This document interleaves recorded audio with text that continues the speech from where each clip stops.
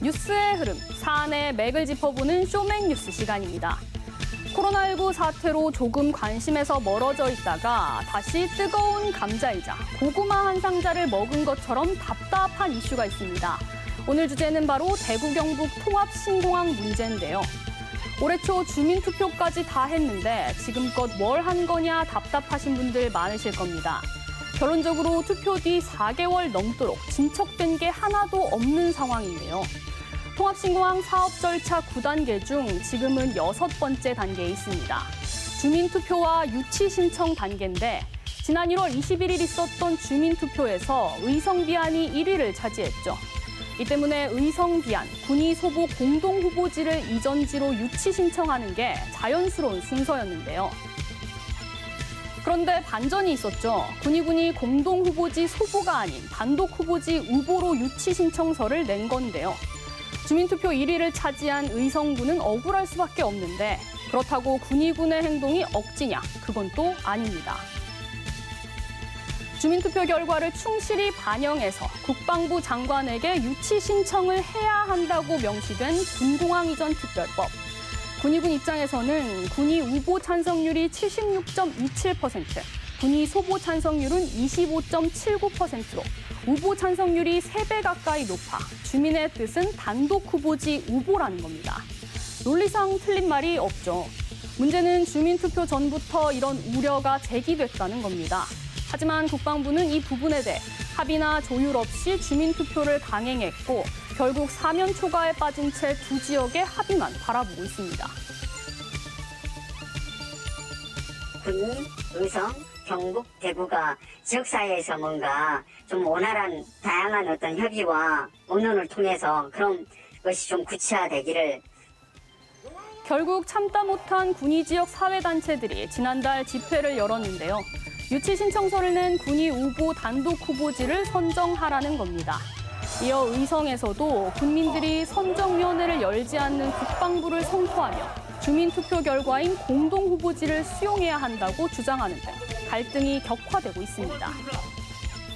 국방부는 지난달 21일 군위군에 비공개 협조 공문을 보냈는데요.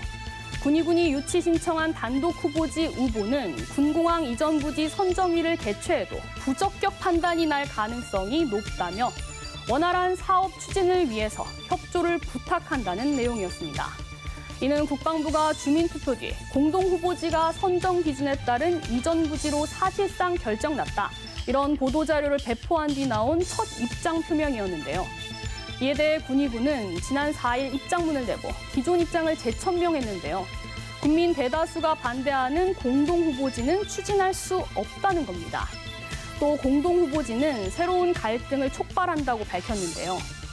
이렇게 집안 싸움에 골몰한 사이 또 다른 큰 변수도 있습니다. 바로 부산과 울산, 경남에서 정부에 요구한 동남권 신공항 재검토 결과가 곧 나온다는 겁니다. 그 결과가 지지부진한 통합신공항 사업의 악재가 될 수 있다는 우려도 나오는데요. 동남권 신공항과 대구 경북 통합신공항은 빼려야 뗄 수 없는 관계입니다. 동남권 신공항으로 김해공항 확장안을 발표한 2016년 6월, 대구 경북은 물론 부산, 울산, 경남도 허탈감을 감출 수 없었는데요. 한 달도 안 돼 대구 경북은 대구공항 통합 이전을 약속받았고 반면 부울경은 김해공항 확장안의 문제점을 수년 동안 지적해왔습니다.